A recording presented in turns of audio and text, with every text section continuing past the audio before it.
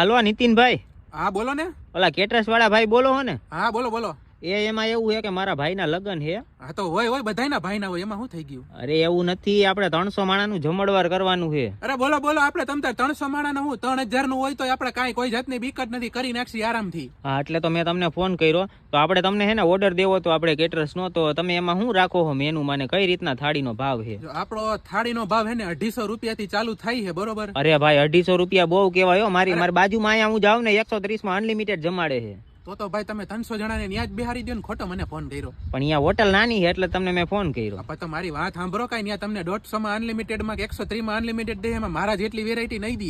હા તો બોલો ને તમે શું વેરાયટી આપો? જો હું તમને 250 રૂપિયામાં ઢોસા, ચાઇનીઝ, પંજાબી, રાજસ્થાની, પીઝા અને પ્લસ ગુજરાતી વેરાયટી આવશે ને, એમાં ખીચડી, ઊંધિયું, 4 પ્રકારના અલગ અલગ શાક આપી દઈશ. કઠોળના 2 આવશે ને, 2 તમારે જે રાખવા હોય નહીં થઈ જાય. રોટલી આવશે, નાન આવશે, છાશ આવશે. મીઠાઈમાં જો એક કેટલેસ આવી જાય. ના કેટલેસ મીઠાઈમાં મીઠાઈ નહીં તો ફરસાણ થઈ ગયું. મીઠાઈ જો સ્ટ્રોબેરી ફ્લેવર નું લિક્વિડ આપી દઈશ તમને, એમાં સ્ટ્રોબેરી આવશે અને કાજુના કટકા વાળું પાછું. તમને 250 માં કોઈ આટલો નહીં દે. અને છેલ્લે આઈસ્ક્રીમ આપી દઈશ 2 ફ્લેવર વાળું. ઈ એમ નહીં, મીઠાઈ એક જ છે આ રબડી.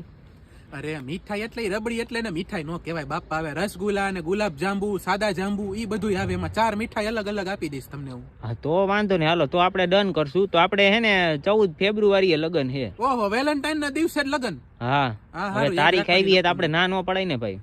ના તો નો જ પડાય ને. હું હમણાં પેલા મારું શેડ્યુલ જોઈ લઉં, કેટલા ઓર્ડર હે 14 ફેબ્રુઆરી ના હે નહીં બીજા એકઈ. એટલે એમ નહીં, તમે મને ક્યારે કહીશો તો મને ખબર પડે ને યાર. મારા 300 માણાનું કઈક હું તમને આડાવડું કરી દઉં એમ. ખમો ને ચાલુ રાખો.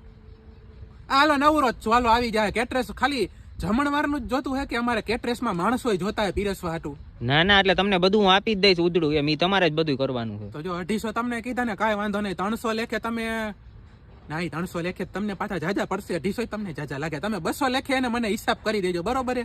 200 ને? હા તો કાંઈ વાંધો નહીં, હાલો ડન કરો. અને તમને અત્યારે પૈસા નાખી દઉં કે તમે આવો પછી? ના અત્યારે જ હોય ને, એટલે 3 દુને 6 એટલે 60,000 રૂપિયા અત્યારે એડવાન્સ કરી નાખો. હાલો ને કેટરેસ નું પછી સમજી લે માણસો નું. તો વાંધો ને, તમારું લોકેશન મને નાખી દો. હાલો હું અહીંયા રૂબરૂ આવી જાઉં. આ ઓફિસ નું લોકેશન નાખું, આવી જાવ. હાલો. હા.